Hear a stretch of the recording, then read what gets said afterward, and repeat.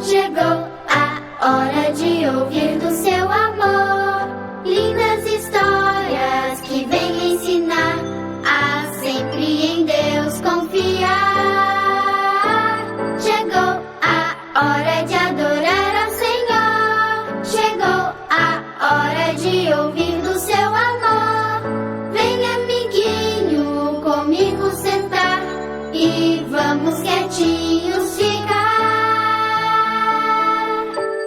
prestando atenção em adoração.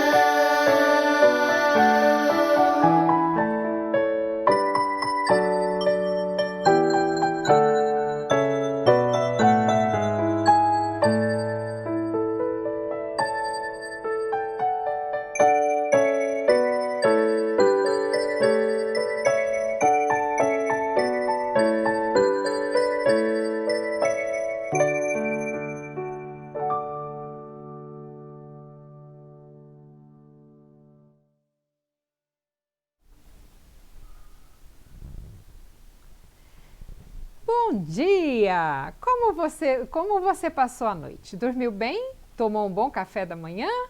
Está feliz? Hoje é sábado, é o dia da alegria, não é mesmo? Então, e hoje eu vou contar uma história da Ips, da hipotenusa. Olha só, ela está aqui nada confortável porque ela é muito tímida. Sabe, a hipotenusa quando chegou na nossa casa, nós tivemos um encontro com ela, né?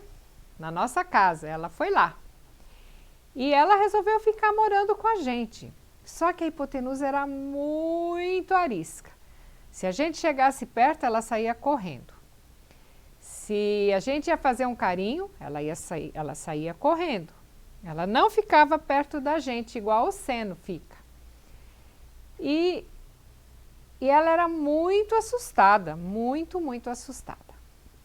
Só que com o tempo, a gente foi fazendo carinho nela, a gente dava comida, levava no veterinário para fazer as vacinas, cuidava dela e ela foi entendendo aos pouquinhos que nós gostamos dela.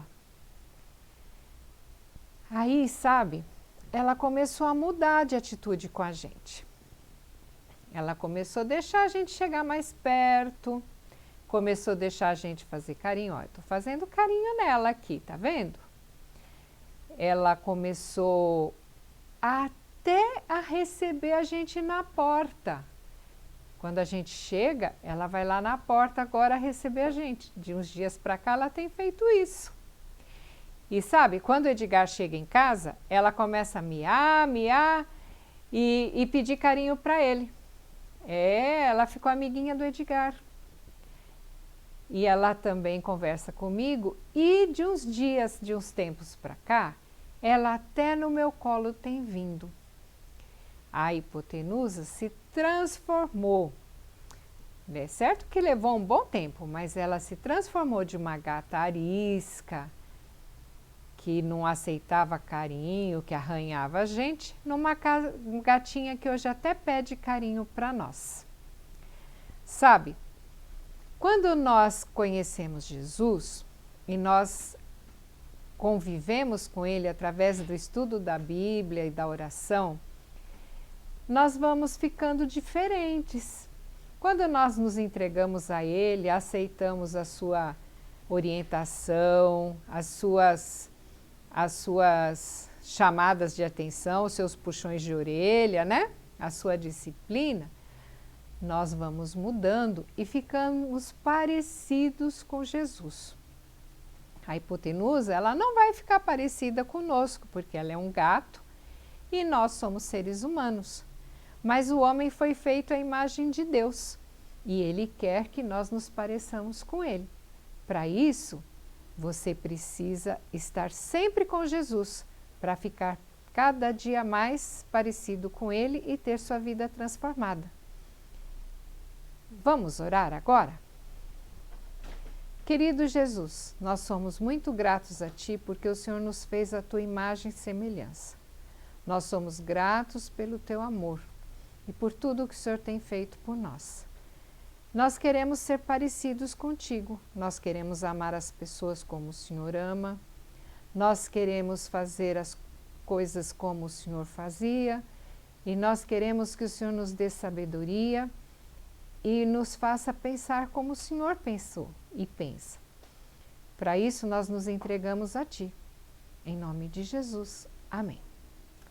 Um feliz sábado para você e para sua família.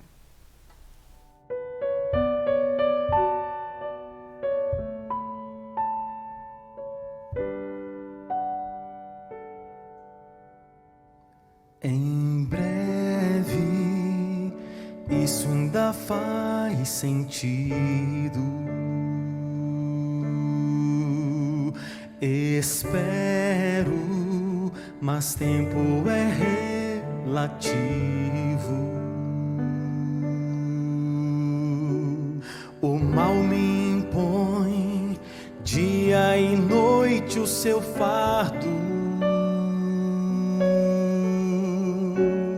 A paz dura só uma fração de segundo. O que é o tempo para alguém que está cansado? Não sabe mais se um dia terá alívio. Em breve, isso ficou escrito. Para muitos, poeira de um velho livro. Milênios depois, tudo parece um mito. Viver pela fé, alguém quer correr o risco. Mas o que é o tempo quando se é eterno? Um ano inteiro é como um dia apenas. O que é o futuro para aquele que é absoluto? E me alcançou na hora da minha angústia. Em breve, no tempo de Deus, contemplarei a promessa feita por quem jamais falhou. Sua demora em retornar é misericórdia para me salvar, me devolver o sorriso eterno. Em breve, se ele tardar, ainda assim vou esperar.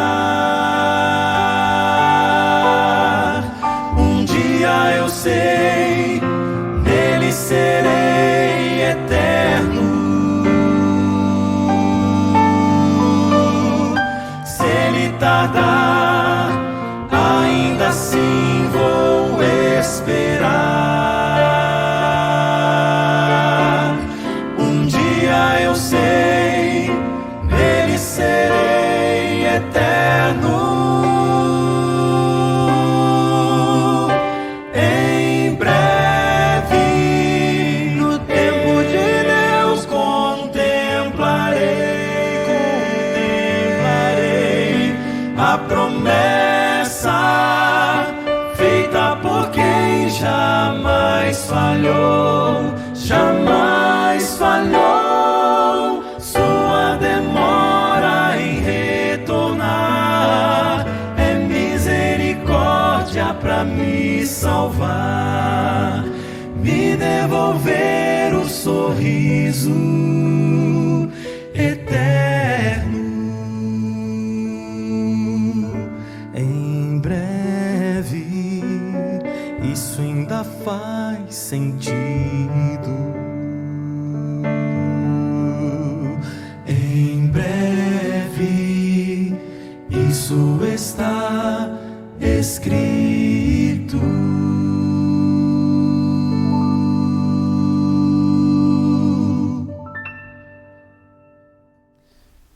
Bom dia, meu querido amigo. Aqui estamos de volta para mais um culto, um momento de adoração, um momento de comunhão com Deus. Nós vamos falar um pouco hoje sobre o amor de Jesus da visão de um dos apóstolos. Perdão, apóstolos não.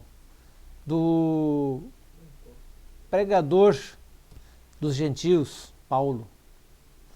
O amor de Jesus visto através dos olhos de Saulo, que se tornou Paulo futuramente. Por isso eu quero cantar com você o hino O Amor de Jesus. É o hino número 123 do nosso hinário. Cante pensando no amor de Jesus.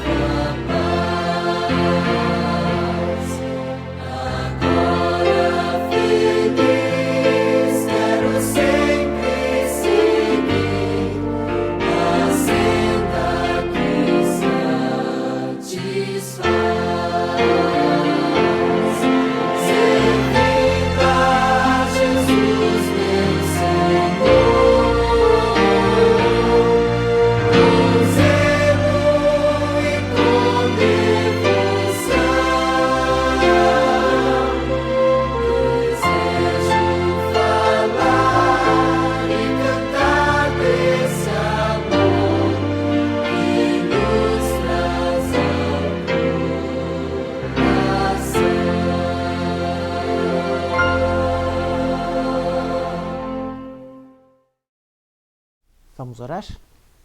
Pai querido, que bom estarmos juntos novamente para estudar a Tua Palavra.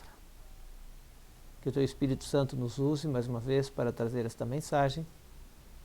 Também que inspire e toque no coração de cada pessoa que está assistindo para que possa sentir-se abraçada por este amor de Jesus. E que essa transformação que o amor de Jesus fez na vida de Saulo tornando-o no grande apóstolo, seja feita também na vida de cada um daqueles que está assistindo essa programação.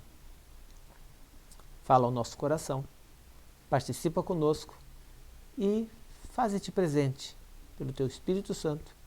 É a súplica que te fazemos em nome de Jesus. Amém. Muito bem, eu quero começar lendo o texto de 1 João capítulo 4, verso 9. As cartas de João são aquelas lá que ficam pertinho do livro de Apocalipse. No capítulo 4, no verso 8, é um texto bastante conhecido. Aquele que não ama não conhece a Deus, porque Deus é amor. E no verso 9 ele dá uma continuidade a esse raciocínio, agora de uma forma diferente. Ele diz o seguinte, lá no capítulo 4 da primeira carta de João, no verso 9, diz o seguinte: nisto se manifestou o amor de Deus em nós, em haver Deus enviado o seu Filho unigênito ao mundo para vivermos por meio dele. João dá esse texto, essa pincelada para nós, que o amor de Deus se manifestou quando Cristo veio a este mundo. E é por ele que nós podemos viver. Agora nós vamos ver o que Paulo fala sobre isso. Em Romanos, no capítulo 5. Romanos capítulo 5, Paulo é fantástico, eu gosto muito de Paulo. E no capítulo 5 do livro de Romanos, e no verso 8, ele diz o seguinte: mas Deus prova o seu amor...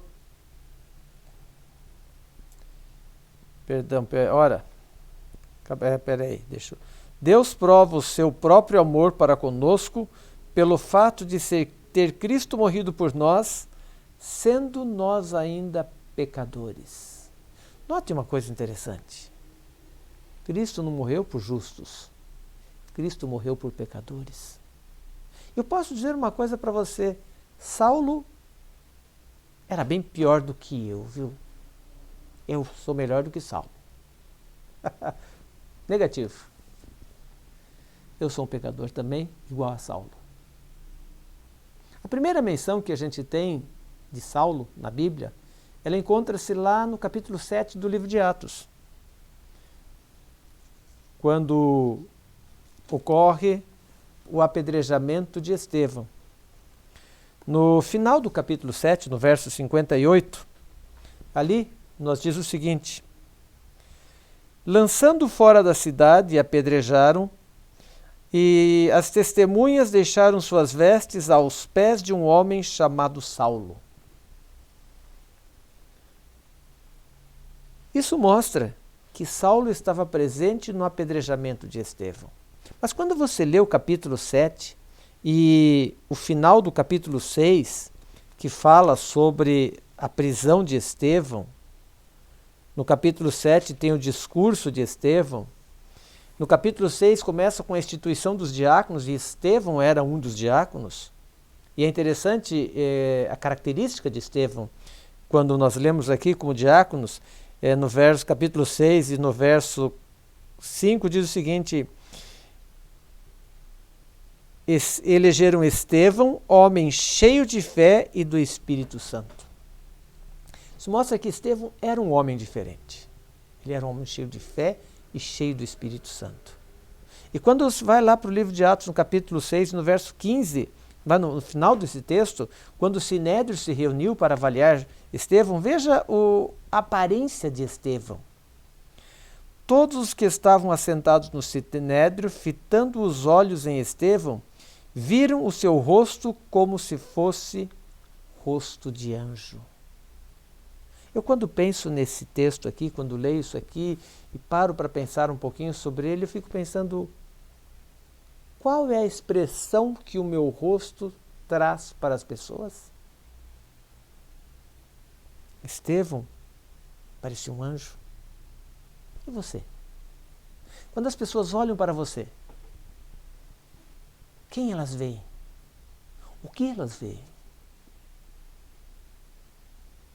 Mas quem era este jovem cujas vestes foram colocadas aos pés deste mancebo chamado Saulo? Vamos ver um pouquinho de história sobre ele. Procurando um pouquinho aqui, um pouco lá, a gente junta alguns detalhes. O nome dele era Saulo, Saulo de Tarso, da Cilícia, que atualmente pertence à Turquia. Ele era de uma família judaica que na diáspora, a dispersão dos judeus, houve muitas em virtude da desobediência do povo de Israel, e eles foram se espalhando. E os judeus se espalharam pelo mundo todo, na Pérsia, em torno do mar Mediterrâneo, inclusive até na Península Ibérica, região de Portugal, Espanha, em toda a Europa. E ali, nessa região ali, onde ficava a Turquia, fica a Turquia atualmente, estava a cidade de Tarso, onde Saulo nasceu. Filipenses 3 mostra que Paulo era nascido da tribo de Israel, da descendência de Benjamim. Ele era cidadão romano, porque nasceu dentro do território do Império Romano, mas ele manteve a fé judaica. Ele foi educado na tradição judaica. E a Bíblia fala que ele foi educado aos pés de Gamaliel. Ele foi educado também nas culturas gregas, na cultura romana e na cultura judaica. Então, Paulo era um camarada, para mim, Paulo era foi o maior intelectual que escreveu a Bíblia. Por essa razão, a gente percebe que muitos textos de Paulo são de difícil compreensão. Não que Paulo quisesse torná-los difíceis, mas ele faz um jogo de palavras e por isso muitas pessoas distorcem e acabam fazendo confusão. Ele conhecia a cultura grega, cultura romana, cultura judaica, que eram as culturas mais importantes da época. O relato bíblico diz que ele foi circuncidado ao 8º dia, como ordenava a tradição judaica, e ele se mantém na tradição judaica, chamando-se a si mesmo de fariseu. Com 12 anos ele foi para Jerusalém, onde ele foi instruído aos pés de Gamaliel. E ali ele foi instruído segundo a exatidão da lei, sendo zeloso para com Deus. Provavelmente, eu imagino que Saulo deve ter conhecido Jesus pessoalmente naquela oportunidade. Em algum momento, em algum encontro, em algum sermão, provavelmente ele ouviu de Jesus. Ele se destacou, tornou-se membro do Sinédrio, participou do Concílio dos 70, como tal cumpridor da lei, fariseu, duro e inflexível, e tornou-se um feroz perseguição aos cristãos.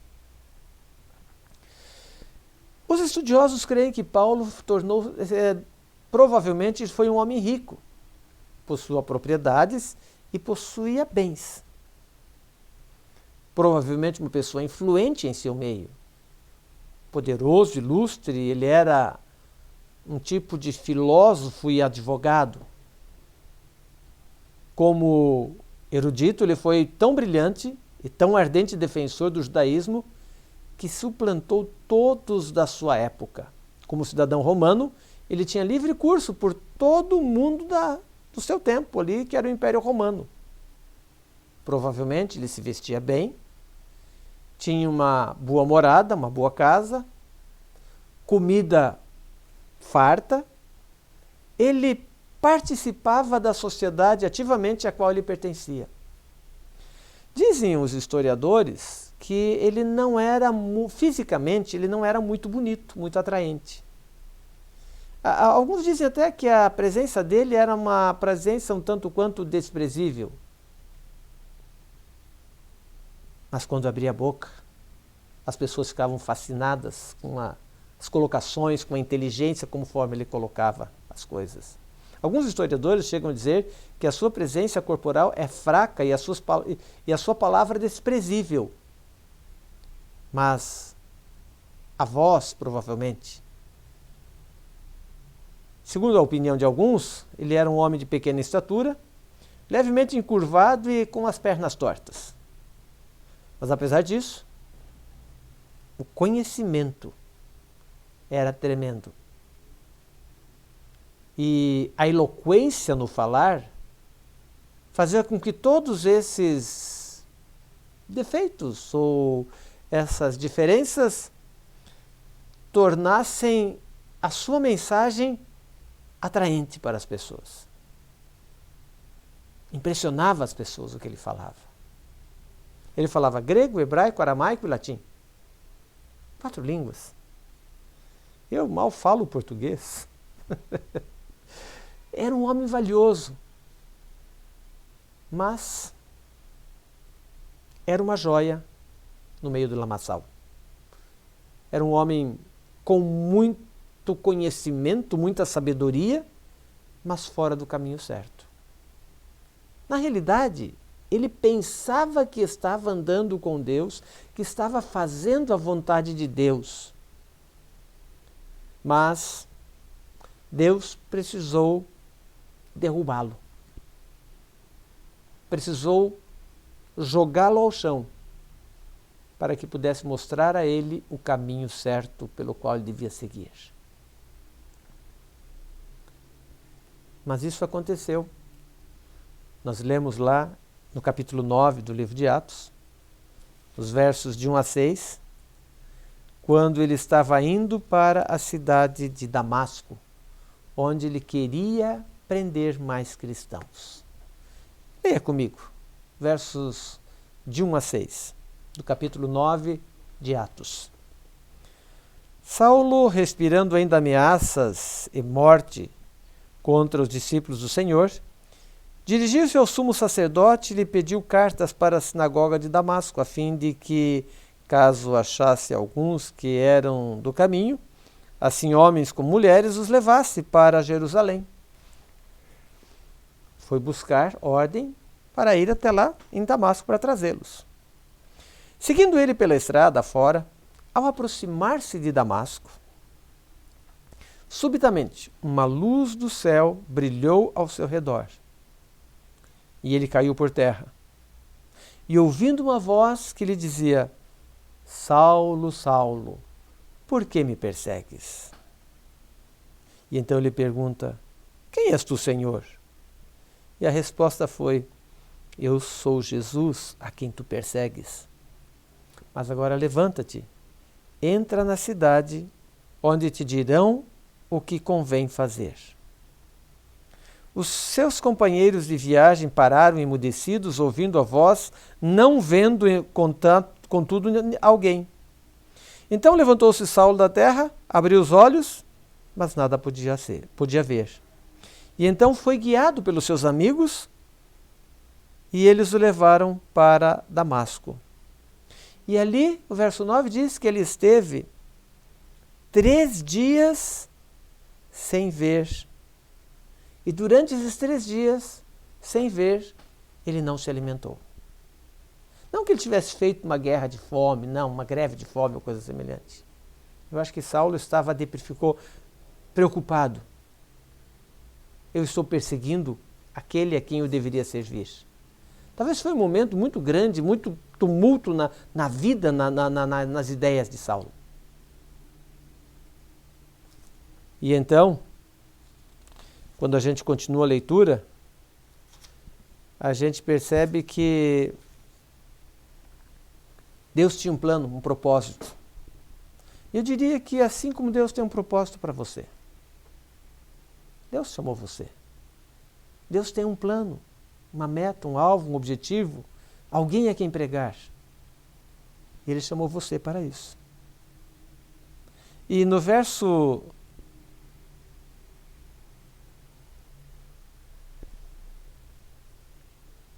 Deixa-me ver, o verso 15. No verso 15 do capítulo 9, diz o seguinte: mas o Senhor lhe disse: vai, porque este é para mim um instrumento escolhido para levar o meu nome perante gentios, reis, bem como perante os filhos de Israel. Paulo tinha uma missão, Deus tinha uma missão para Paulo. Eu fico pensando, quando eu leio essa história aqui, sobre Ananias. Ananias, vai lá curar Paulo. Ô Senhor, eu vou curar Paulo? Esse camarada veio para me buscar, para me prender. Eu vou lá agora me entregar de bandeja para ele? Então Deus diz para Ananias, eu estou mandando, sou eu, vai. Ele é um vaso escolhido, especial para mim. É uma pessoa diferenciada, que vai fazer a diferença na pregação do Evangelho. Será que eu estou fazendo a diferença na pregação do Evangelho? Será que eu estou fazendo a diferença na vida de alguém? Eu peguei uma coisa interessante. O autor falou a respeito de Paulo o seguinte: Paulo é um livro que só fala de Cristo. É um gênio que só pensa em Cristo. Paulo é a vontade que só quer Cristo. Paulo é um herói que só luta por Cristo. Paulo é uma alma que vive só para Cristo, por Cristo e através de Cristo. Por isso Paulo era diferente. Paulo, quando foi perseguir os cristãos, ele fez bem feito.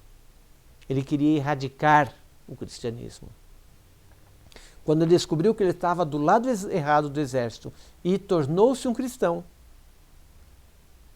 foi através de Paulo que o Evangelho chegou a muitos reis, muitos príncipes, muitos homens importantes da política ficaram sabendo da mensagem do cristianismo. E eu imagino que alguns devem ter sido convertidos. Provavelmente alguns se tornaram cristãos pela influência da palavra de Paulo. Será que eu estou exercendo uma influência positiva nas pessoas também? Será que eu posso dizer que, como Paulo, estou sendo útil? Ao encontrar com Cristo na estrada de Damasco, como resultado, ele foi expulso do Sinédrio. Provavelmente perdeu tudo que possuía. Alguns dizem que ele ficou pobre, sendo desprezado e até teve que fugir. Paulo, de perseguidor, se tornou perseguido. Mas ele aprendeu a ser bondoso, amoroso, compreensivo e maleável. Saulo tornou-se Paulo, um vaso mais precioso da coleção de Deus. Um dos grandes e maiores, talvez, heróis da fé. O maior bandeirante do Evangelho, um gênio criado por Deus, mas um homem humilde ao serviço de Cristo. Porque agora Saulo sabia que estava no caminho certo. Sabia que estava andando com Deus. Sofreu, viajou, foi orador eloquente, paladino da justiça, escritor fino, filósofo, enfim, um homem que fez a diferença. A vida de Paulo, podemos tirar algumas lições que eu quero deixar com você nesta manhã. A primeira delas, nós podemos encontrar em 1 Coríntios, no capítulo 10 e no verso 23. 1 Coríntios, capítulo 10 e o verso 23. Aqui tem uma lição. Veja o que ele diz aqui.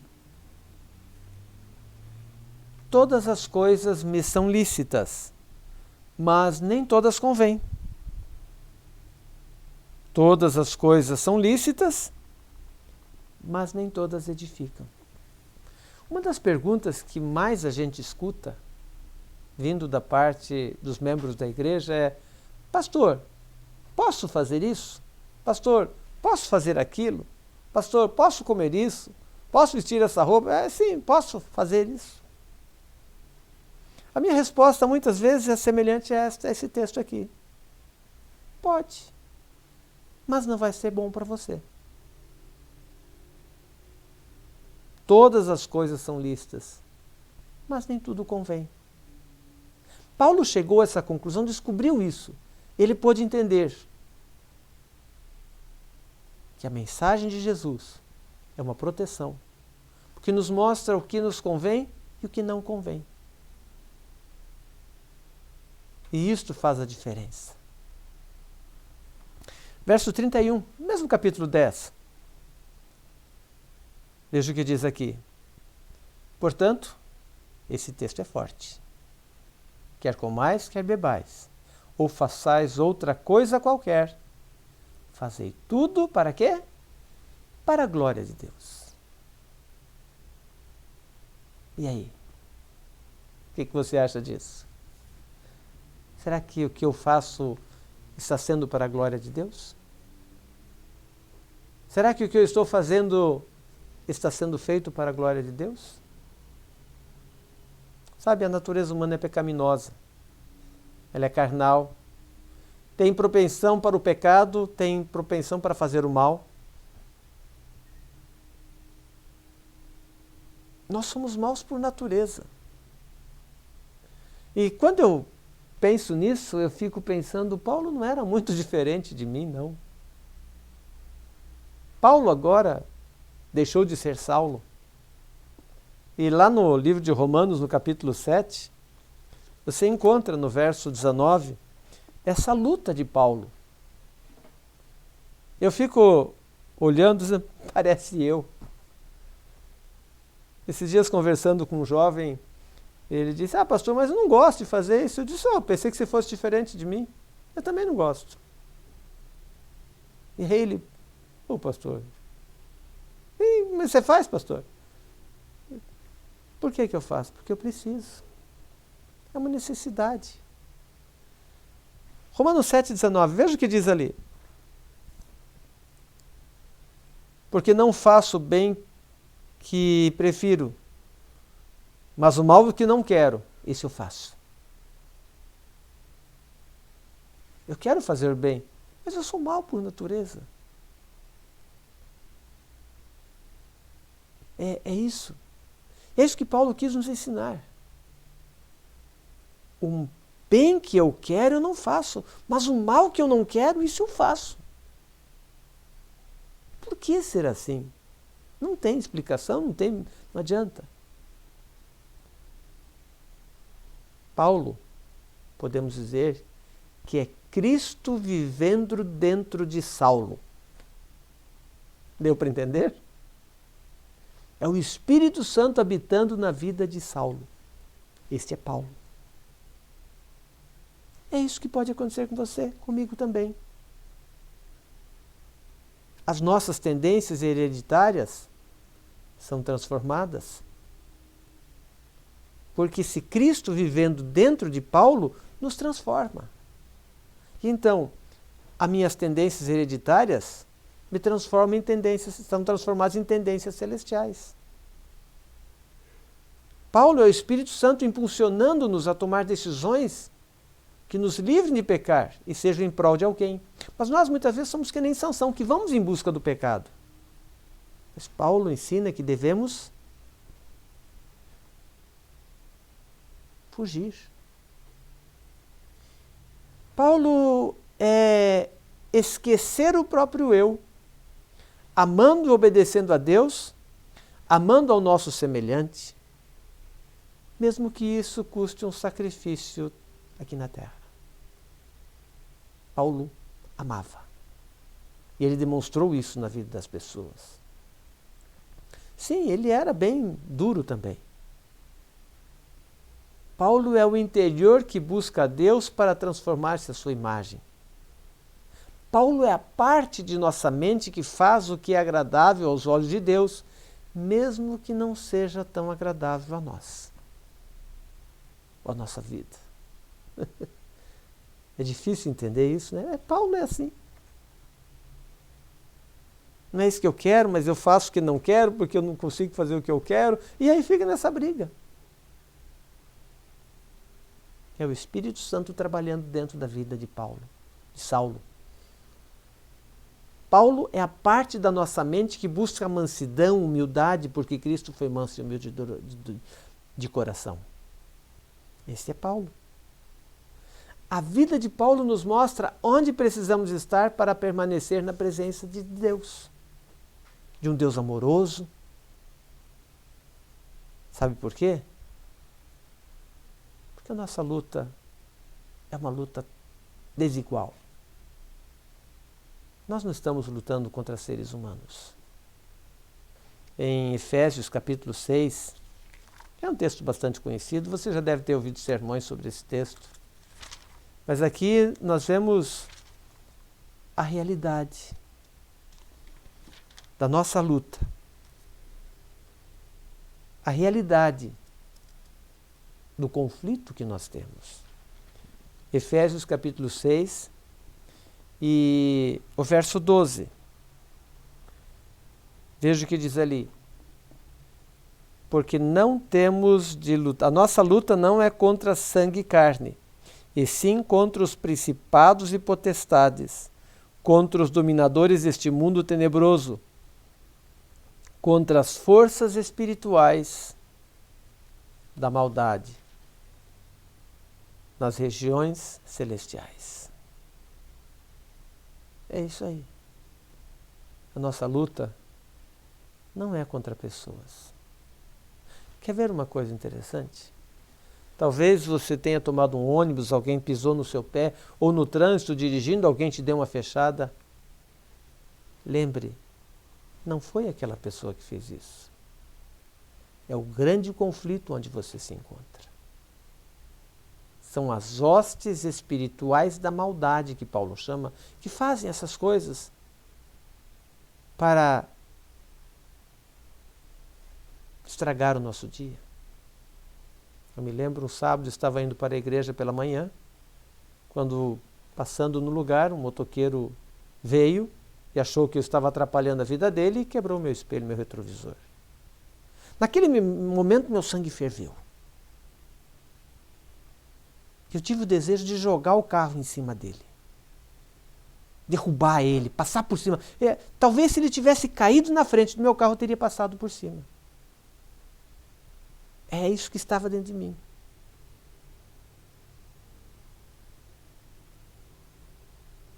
Entendeu? É isso. Mas parece que o Espírito Santo depois são frações de segundos que isso aconteceu. O Espírito Santo diz: para com isso. Não seja bobo, não vai estragar o seu sábado por causa de um indivíduo maluco. E então eu diminui a velocidade e deixei ele ir embora. Eu podia ter matado aquele moço. Entendeu? Por causa de um retrovisor. Assim somos nós. Essa é a luta que nós temos que ir contra o Satanás. Mas Paulo nos ensina como vencer. E esse é o segredo que nós temos. Nos versos 13 e 17, diz o seguinte, do capítulo 6 de Efésios, 13 e 17. Portanto, tomai toda a armadura de Deus para que possais resistir no dia mau, e depois de terdes vencido tudo, permanecer inabaláveis.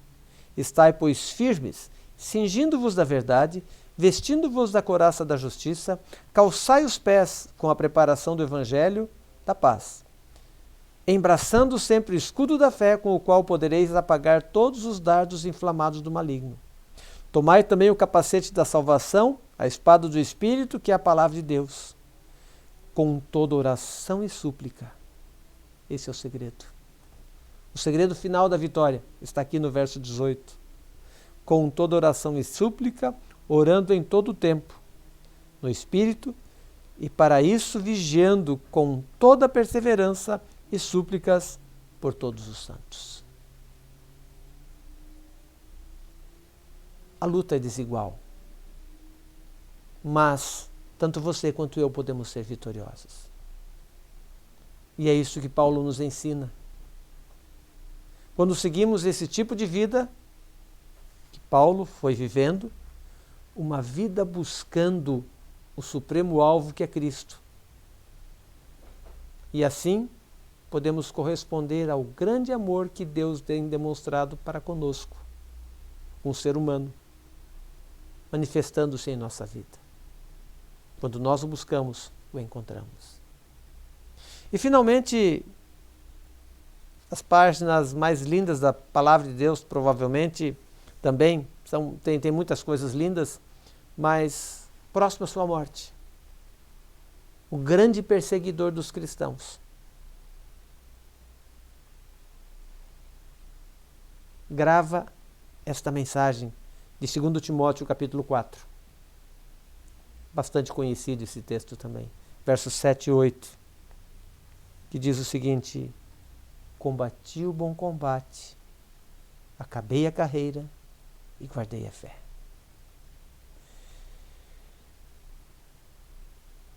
Já agora a coroa da justiça me está guardada, a qual o Senhor, reto juiz, me dará naquele dia. Mas ele não para por aqui. Ele diz: não só a mim, mas a todos que amarem a sua vinda. Bom, este é o resultado do amor de Deus. O resultado do amor de Deus por um ser humano. O resultado do amor de Deus por um homem apenas. Um perseguidor. Que se tornou, Paulo, o profeta dos gentios. Profeta que levou a mensagem a milhares de pessoas. E até hoje tem levado pessoas aos pés da cruz. Quero dizer para você uma coisa gostosa agora e boa. Este amor que transformou Saulo também está à sua disposição. Não é bom sabermos disso? Deus quer que você também encontre a felicidade plena em sua vida com Cristo. E dia a dia você seja transformado. Ele quer estar ao seu lado.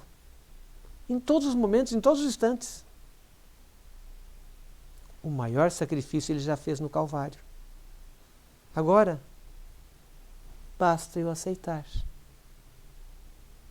Permitir que esse sacrifício modifique a minha vida. Este é o grande amor que Deus tem demonstrado por você e por mim. Queridos, permita que o amor de Jesus, que transformou Saulo, um perseguidor, num grande pregador, num grande evangelista, faça o mesmo com você. Talvez se você, dentro dos parâmetros da visão humana, se comparar a Saulo, você vai dizer: não, eu era melhor do que Saulo, como eu falei no início. Mas na realidade eu não sou melhor que, não fui melhor que Saulo e nem sou melhor que Saulo, nem fui alguma vez melhor do que Saulo, o perseguidor. Mas pela graça de Deus, pelo poder da sua palavra, pela permissão do Espírito Santo em minha vida, eu posso permitir que Ele faça em minha vida o que foi feito na vida de Saulo, que o transformou no grande pregador, Paulo. E assim eu poderei fazer a diferença na vida de Jesus. Assim eu poderei fazer a diferença na vida de muitas pessoas. Que Deus abençoe você. Que esse amor maravilhoso, esse amor glorioso de Cristo Jesus, possa habitar também o seu coração. E você possa cantar junto, agora aqui na terra, e futuramente, quando Cristo voltar, você possa cantar também, no lar eterno deste amor, da salvação operada em Cristo Jesus em nossa vida, que nos fez ser diferentes, que nos transformou e nos tornou num grande líder e numa pessoa diferente neste mundo. Amor glorioso é o hino que eu quero cantar com você nesse momento. Cante com alegria, cante conosco.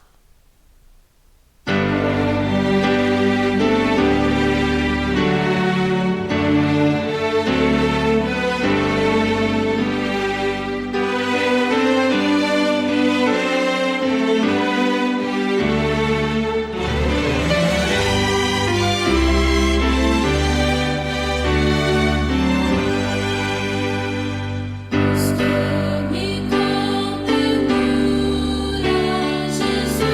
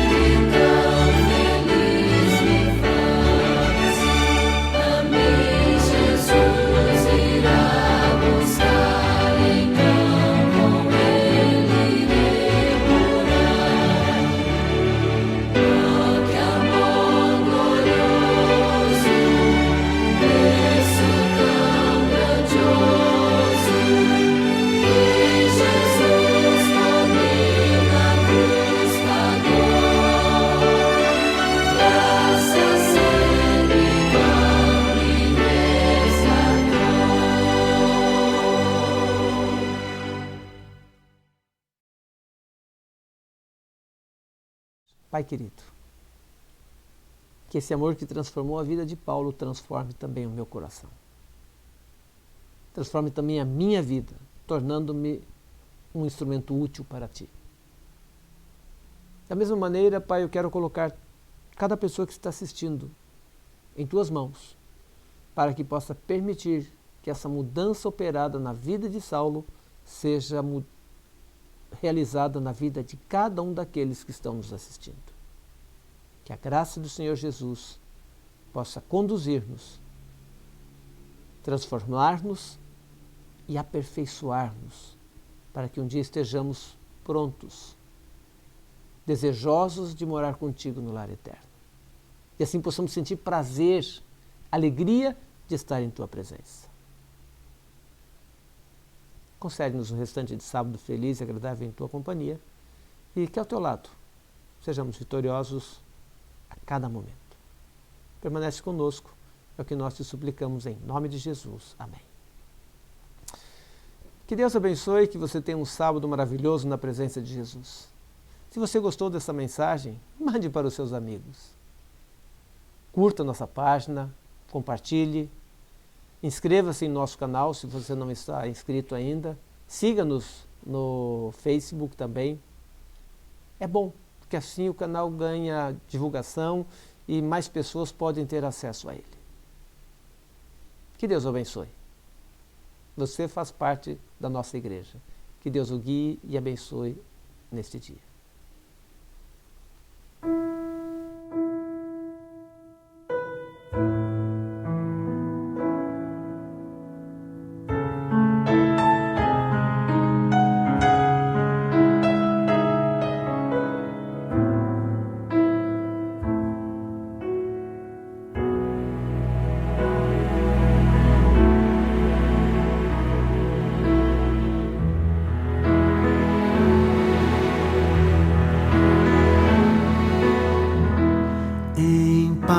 Eu vou ouvir a voz de Deus, em paz eu vou, estou feliz, achei abrigo em sua casa. Estou com meu Jesus.